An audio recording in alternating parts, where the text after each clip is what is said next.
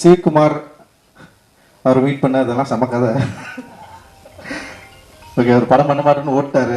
ஒன்னவரை வந்து ஒரு ஏதோ ஒரு படமா நான் வந்து போய் ட்ரை பண்ணுறப்போ பேசிட்டே இருந்தோம், ரொம்ப நாள் பேசிட்டே இருந்தோம். படம் பண்ணலாம்னு சொல்லிட்டு அட்வான்ஸ் மட்டும் தரமாட்டேன்டாரு. ஆனால் நல்லா இருக்குது, படம் பண்ணலாம்னு சொல்லிட்டே இருந்தார்.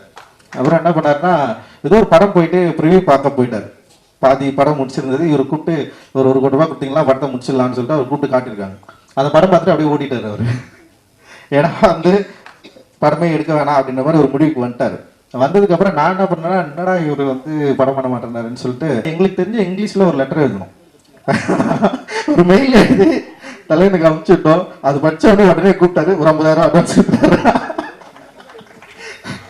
அவ்வளோ கான்ஃபிடண்ட்டாக ஒரு மெயில் அனுப்பிச்சோம். ஸோ அந்த மெயில் வந்து இது ஃபுட்பால் இருக்குது, கிக் அடிக்கிறதுக்கு நான் ரெடியாக இருக்கிறேன், கிரவுண்டு தான் இல்லை, அந்த கிரவுண்டை ரெடி பண்ணி கொடுங்கன்னு சொல்லிட்டு அது மாதிரி ஒரு ஒரு ஒரு லெட்டர் ஒன்று அந்த மெயில் பண்ணோம். மெயில் பண்ணோடனே வந்து உடனே கூப்பிட்டு வந்து அட்வான்ஸ் கொடுத்தாரு. அப்படி தான் எங்கள் லைஃப் வந்து ஆரம்பிச்சது. அண்ட் ராகேஷ் இருக்காரு அண்ட் சுந்தர், 2 பேர் வந்து இந்த படத்துக்கு அந்த டைமில் வந்து அட்டகத்தி டைமில் வந்து பயங்கர உறுதுணையாக எங்களுக்கு இருந்தாங்க. அண்டு சொன்ன பட்ஜெட்டை விட கம்மியாக எடுத்து கொடுத்து கரெக்டாக வந்து அவருக்கு லாபம் வரக்கூடிய ஒரு படமாக அது வந்து மாறிச்சு.